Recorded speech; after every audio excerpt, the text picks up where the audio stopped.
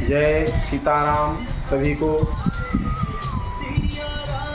भगवान नारायण की कृपा सभी के ऊपर बना रहे, माता रानी की कृपा बना रहे। हमारे पास में एक बेगूसराय बिहार से रंजीत झा ये पूछ रहे हैं कि पंडित जी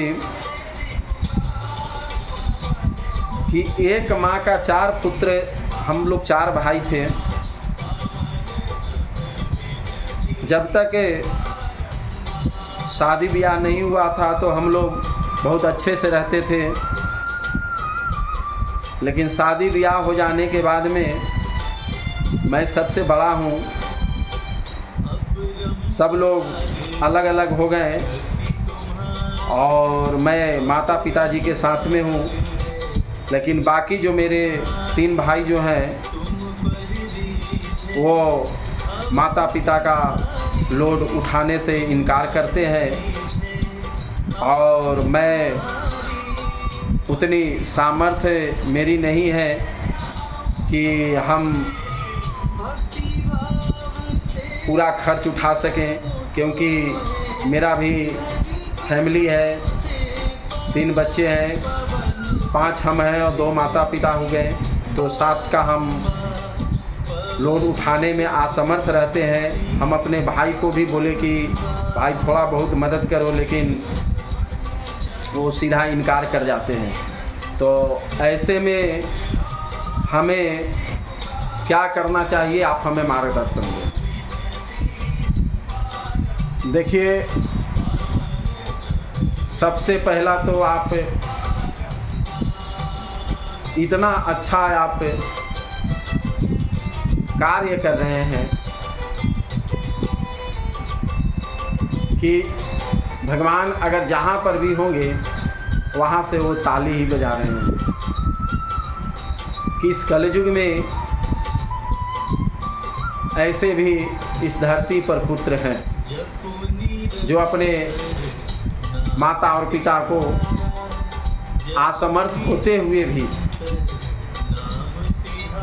जो उतना खर्च नहीं उठा सकते हैं, फिर भी वो अपने भी परिवार को, अपने माता पिता को जैसे भी हो वो भरण पोषण कर रहे हैं और उनकी सेवा कर रहे हैं। देखिए रंजीत जी कि आप इतना अच्छा आप कार्य कर रहे हैं तो मैं आपसे दिल से धन्यवाद देता हूं और मैं आपको हाथ जोड़कर प्रणाम करता हूं। रह गई बात कि वो 3 भाई जो हैं उनकी भी संतान होगी।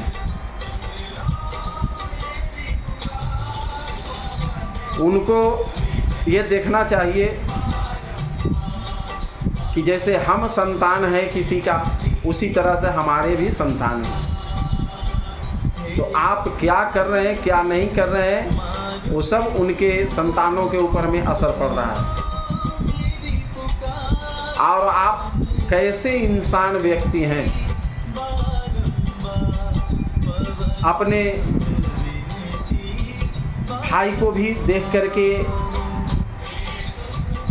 चलना चाहिए और आपको ये सोचना चाहिए कि माता पिता ने आपको किस कष्ट से, किस दुख से आपको पोस पाल कर बड़ा किया। आपको अपने परिवार चलाने की आपके पास में खर्च है और इनकी सेवा करने में आप असमर्थ जताते हैं। अगर वही काम अगर आपके माता पिता करते, बड़े वाले को साथ देते, अगर आपको साथ नहीं देते तो आप इस योग्य कैसे होते। आप जिस तरह से आप 4 परिवार को पाल रहे हैं, 3 परिवार को पाल रहे हैं, उसी तरह से बुढ़ापे में माता पिता भी आपके ऊपर निर्भर हैं। आपको तो बहुत अच्छा मौका मिला हुआ है कि आप अपने माता पिता को सेवा करें। जो आपके उनका जो ऋण है, उनका जो कर्ज है, आप थोड़ा ही समय के लिए आप उनको पूरा कर दें और उस कर्ज से मुक्त हो जाएं, क्योंकि आप करेंगे, आपके बच्चे वो चीज़ को सीखेंगे। ठीक है, आप असमर्थ हैं, आप 4 भाई हैं। अब माता पिता ने तो पारी नहीं बांधा था कि 2 महीना हो, 4 महीना हो, 5 महीना हो। उन्होंने तो एक साथ सबको अच्छे से पोस पाल कर बड़ा किए। चलिए, अगर आप असमर्थ हैं चलाने में, तो आप 4 भाई हैं, 4 भाई को एक माता पिता को पोसने, उनको सेवा करने में तो कोई असमर्थ नहीं होना चाहिए। अगर 4 भाई मिलकर अगर आप थोड़ा बहुत भी, अगर आप उसमें से 2% 5% भी निकाल कर अगर आप बड़े भाई को मदद करते हैं,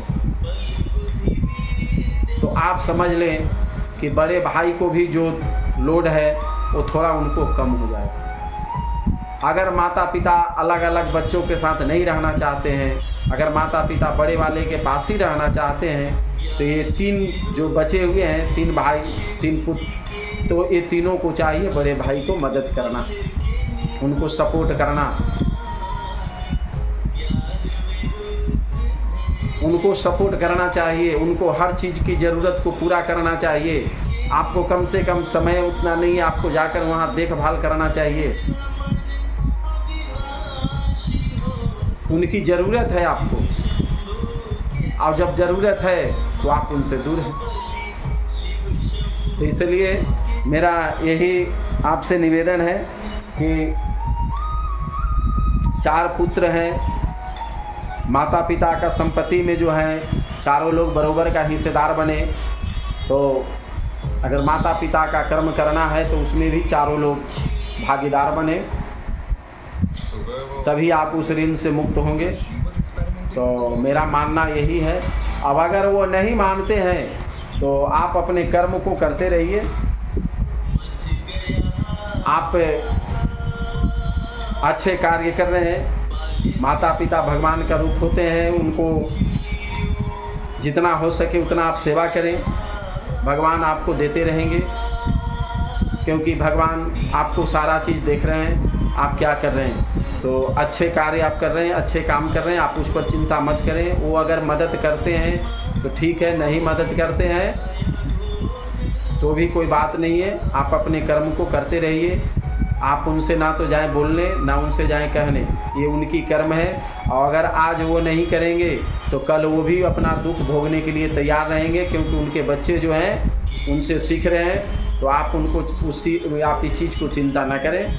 आप स्वयं आप देखेंगे कि उनकी क्या कैसी स्थिति हो रही है। तो अगर आपको अगर मदद करते हैं तो ठीक है, नहीं करते हैं तो ये उनका कर्म है। आप अपने कर्म को, उनको देखकर आप अपने कर्म को बिगाड़े नहीं। आप माता पिता को सेवा करें, भगवान आपको देते रहेंगे। और हम भी भगवान से प्रार्थना करते हैं कि आपका जीवन आयु लंबी हो, जिससे आप अपने पूरे परिवार को अच्छे से भरण पोषण कर सकें और लोगों के अंदर में ये संदेश दे सकें। जय श्री